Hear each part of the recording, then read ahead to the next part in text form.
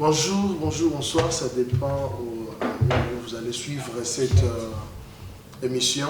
Nous sommes sur L'Aman Caché TV, on est là avec le pasteur Patrick Ipalou, il va se présenter bientôt. Nous sommes ici aujourd'hui, nous allons parler sur la foi, mais premièrement nous allons demander à notre pasteur de se présenter. Bonjour pasteur Patrick. Bonjour mon frère, bonjour à tous ceux qui nous suivent, nous bénissons le Seigneur.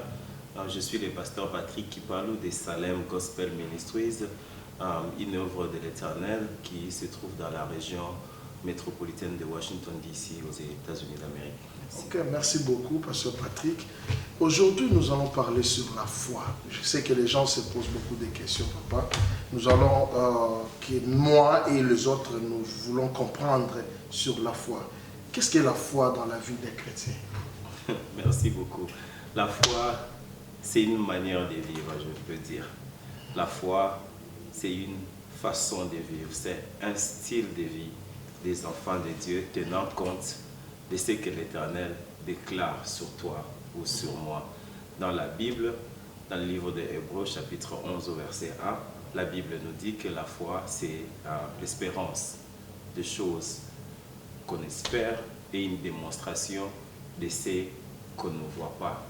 Lorsque Dieu, par exemple, vous a parlé, lorsque Dieu a dit, déclaré une parole par rapport à une situation, par rapport à vous, par rapport au monde, par rapport à l'Église, par rapport à n'importe quelle genre de situation, et cette parole-là arrive à votre connaissance, vous faites confiance à Dieu par la foi, vous vivez par rapport à cette parole-là déclarée par l'Éternel. Alors là, nous pouvons dire que vous avez la foi, vous prenez la parole de Dieu, vous les mettez en action, vous croyez en cette parole, vous faites confiance en cette parole et vous marchez selon ce que l'Éternel a déclaré.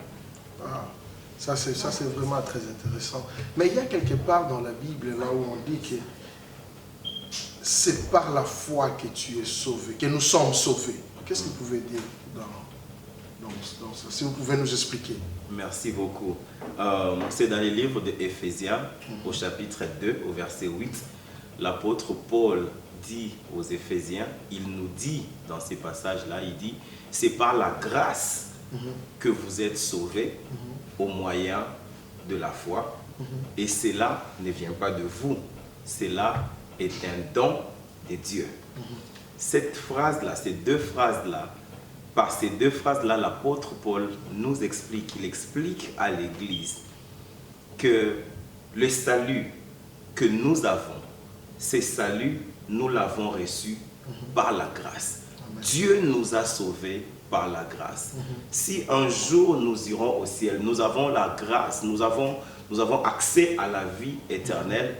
La vie éternelle est une grâce que nous avons reçue de la part de Dieu. C'est un don. Et la Bible dit dans ces passages que c'est un don venant de Dieu.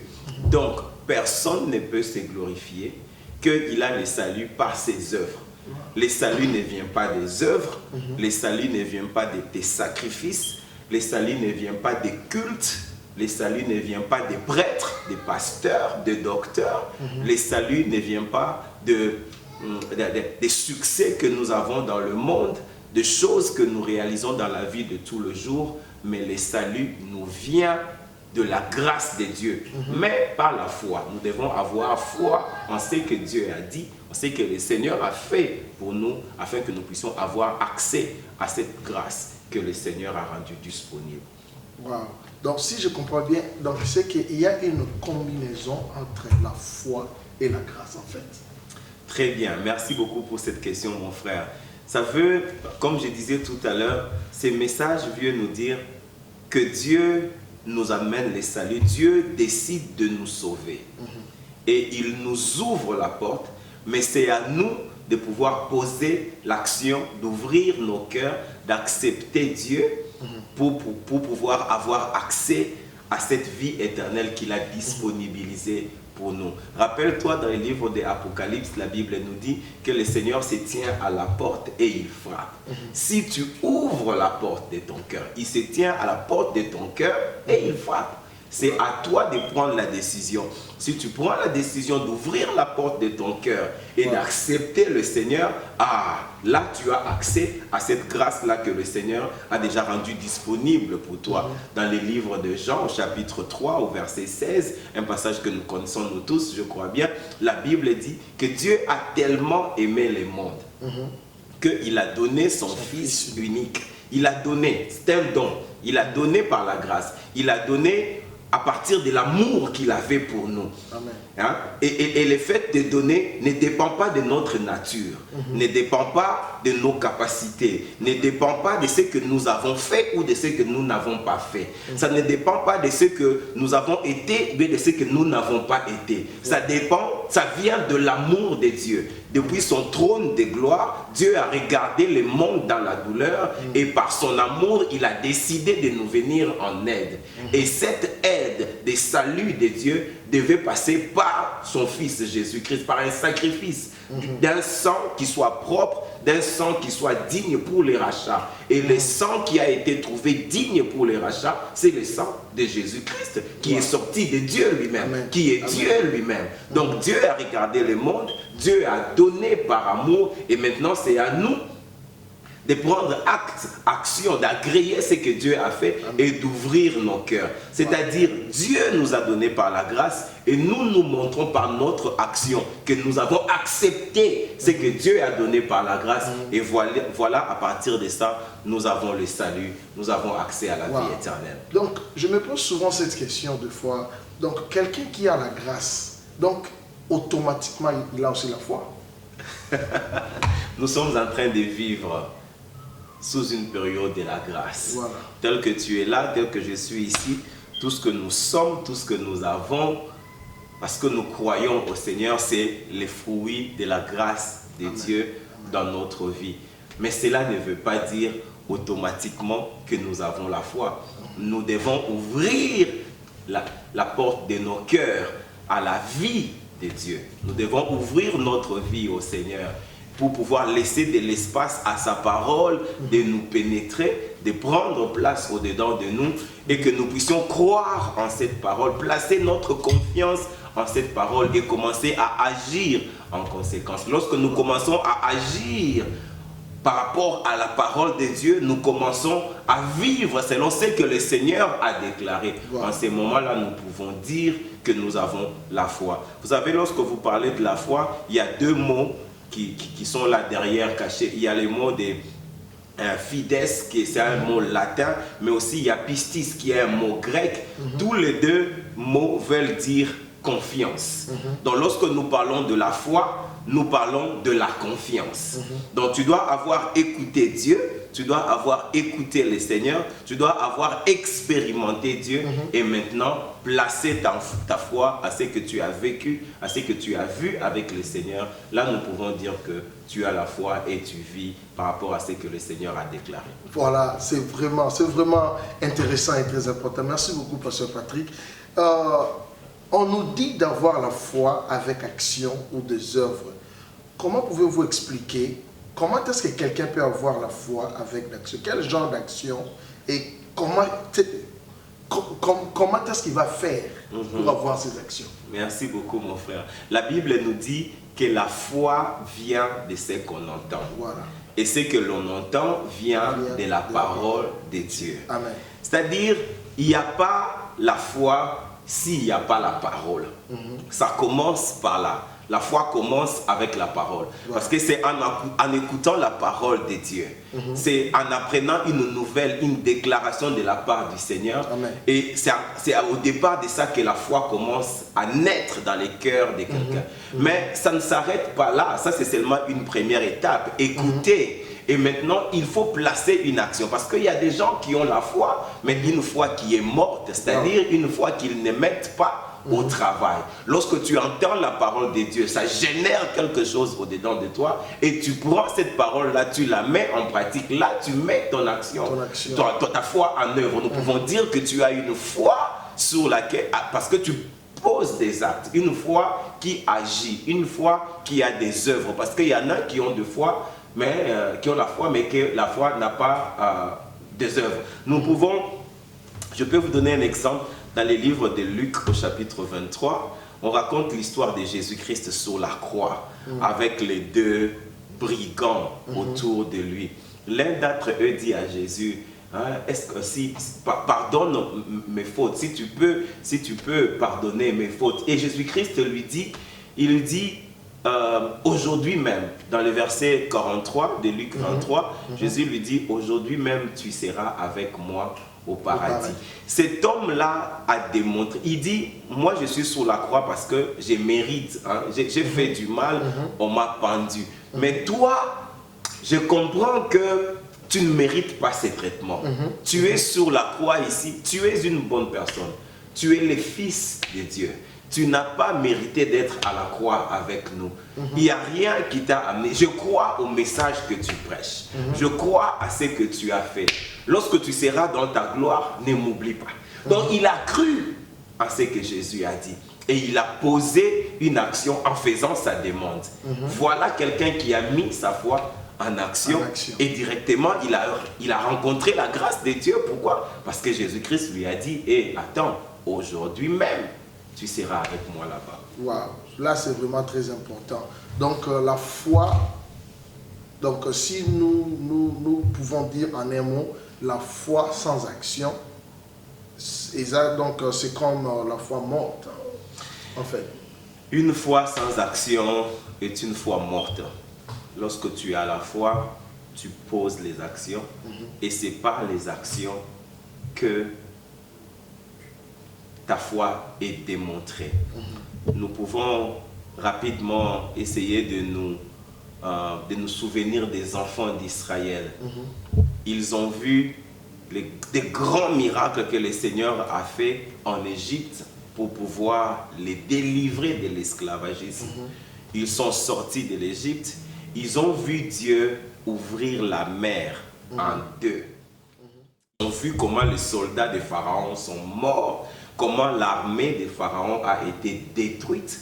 Ils ont commencé à louer le Seigneur. Et dans le même désert, ils ont bu l'eau qui est sortie du rocher. Ils ont mangé la manne. Ils ont vu des grandes choses que le Seigneur a fait avec eux. Mais la Bible nous dit qu'ils ne sont pas entrés dans la terre promise. Pourquoi? Parce que Dieu leur a traité d'un peuple au cou roide. C'est-à-dire, ils n'ont pas cru à ce que Dieu leur a dit. Chaque fois, ils ont douté du Seigneur. Chaque fois, ils ont remis en cause la parole de Dieu. Chaque fois, ils sont revenus sur ce que le Seigneur leur a montré. Quelque part, Moïse va prier sur la montagne, rencontrer le Seigneur. Et lorsque Moïse revient, il le trouve en train de danser, d'adorer un veau d'or. C'est-à-dire, ils ont douté de Dieu tellement qu'ils sont rentrés en arrière en faisant appel aux dieux qu'ils ont connus en Égypte. Donc ça, ce sont des gens, nous pouvons dire que nous n'avons pas vu leur foi en action pour Dieu, par rapport à la parole de Dieu, par rapport à ce que Dieu leur a dit. Et à cause de ça, ils ont raté d'avoir accès à la terre que Dieu leur avait promis. Ils n'ont pas vu la terre promise parce qu'ils ont manqué, à cause de leur incrédulité, ils ont manqué de mettre leur foi en action. Et beaucoup de chrétiens prient et disent que moi j'attends que Dieu agisse après avoir prié. Est-ce que c'est aussi la foi? Très bonne question, mon frère. Lorsque nous prions, c'est vrai, nous devons nous attendre à l'intervention de Dieu. Nous devons nous attendre à la main de l'Éternel. Mais notre attente ne peut pas être une attente passive. Notre attente doit être une attente active. C'est-à-dire, nous attendons en travaillant. Nous n'attendons pas passivement. Nous attendons en travaillant. La prière est un travail. Et tout ce que nous faisons là-bas dehors, les relations et tout, c'est aussi du travail. Le problème avec nous, les enfants de Dieu, c'est quoi? Lorsque nous entendons des promesses que Dieu nous a faites, nous rentrons à la maison, nous croisons les bras et nous attendons jusqu'à ce que la promesse va se réaliser.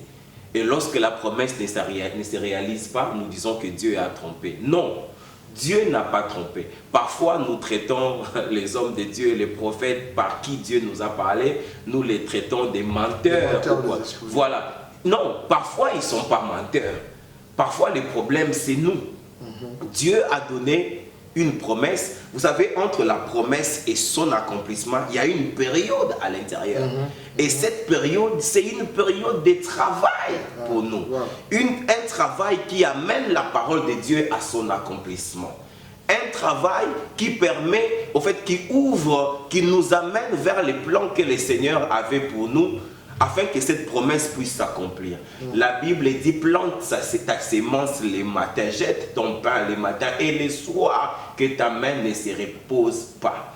Parce que tu ne sais pas par où le Seigneur va passer pour pouvoir te bénir. Amen. Voilà. Donc, c'est-à-dire, lorsque nous entendons la parole de Dieu, mettons-nous au travail. Si vous lisez le livre de Josué, dans une partie du livre de Josué, on nous parle de comment est-ce que les enfants de Dieu ont pris accès de terre que le Seigneur leur avait promis. Vous allez remarquer qu'entre les différentes tribus d'Israël, il y a certaines tribus qui n'ont pas été capables de pouvoir chasser les gens qui occupaient les terrains qu'eux, ils devaient prendre. Pourquoi? Parce qu'ils n'ont pas fait la part de leur travail, ils n'ont pas fait leur part. Ils devaient se battre. Dieu a donné la parole, c'est vrai. Dieu a sa part, mais toi aussi en tant qu'homme, tu as ta part de travail que tu dois faire. Il y a un homme dans la Bible qui m'inspire beaucoup. Il est venu devant Josué, il s'appelle Caleb, il dit à Josué, rappelle-toi de la promesse que Dieu m'a faite il y a 45 ans. Dieu m'avait dit qu'il me donnera cette montagne. Et aujourd'hui, j'ai encore la force, comme lorsque j'étais beaucoup plus jeune. Laisse-moi aller combattre. Peut-être que Dieu me donnera cette montagne. Voilà. Dieu lui a donné une promesse il y a 45 ans passés. Et 45 ans plus tard, cet homme n'a pas oublié. Et puis il est prêt à aller combattre pour pouvoir réclamer ce que Dieu lui avait déjà dit. Donc, lorsque Dieu nous promet quelque chose, nous ne devons pas croiser les bras. Nous devons nous mettre au travail. Le travail dans la prière, le travail aussi en faisant notre part des responsabilités. Donc ça c'est vraiment très important. La prochaine fois que nous allons prendre le pasteur Patrick, nous allons aussi parler de la prière. Mais pour finir, est-ce que l'obéissance est aussi, et l'obéissance contribue aussi dans la foi? Merci beaucoup mon frère, c'est une très bonne question. Parce que nous avons dit il y a quelques minutes, rappelle-toi que la foi vient de ce qu'on entend, et ce qu'on entend vient de la parole de Dieu. Lorsque tu parles d'obéissance, on obéit à quoi? On obéit à la parole, n'est-ce pas? La parole là, c'est la parole de Dieu. Donc lorsque le Seigneur déclare la parole au devant de toi, et que toi tu décides d'obéir, et la façon pour toi d'obéir, c'est de pouvoir appliquer la foi. Donc c'est là que la foi et l'obéissance se rencontrent. Lorsque tu acceptes la parole, et tu décides d'opérer sur cette parole-là, c'est là que l'obéissance et la foi se mettent ensemble. Donc, celui qui a la foi, il est obéissant. Wow. Vraiment, merci beaucoup, pasteur Patrick, pour accepter notre invitation dans la manne cachée. Maintenant, je peux vous donner 2 ou 3 minutes de prier aussi pour les gens à qui se posent beaucoup de questions sur la foi. Si vous pouvez prier pour eux. Merci beaucoup. Prions le Seigneur. Éternel notre Dieu, nous te bénissons, nous te rendons gloire pour la grâce de cet après-midi. Yahweh, en ce moment, j'ai prié pour mon frère et pour ma soeur qui me suit en ce moment et qui est en train, Seigneur, de se battre avec la foi, de se battre dans sa vie chrétienne pour pouvoir mieux, Seigneur, te comprendre, mieux, Seigneur, saisir ta parole et se mettre sur le chemin pour la gloire de ton nom. Seigneur, j'ai prié que tu leur parles davantage. J'ai prié, Seigneur, que tu leur donnes la capacité de saisir et de comprendre ce que tu as pour eux, ce que tu leur dis, oh Dieu, et que tu leur rendes aussi capables de bonnes œuvres, Seigneur, afin que ta volonté pour eux puisse s'accomplir. Merci, Seigneur, parce que tu le fais à cause de ton nom. Dans le nom de Jésus, nous avons ainsi prié. Nous disons nous tous Amen. Amen. Merci beaucoup et on se voit à la prochaine dans la manne cachée ministry. Thank you.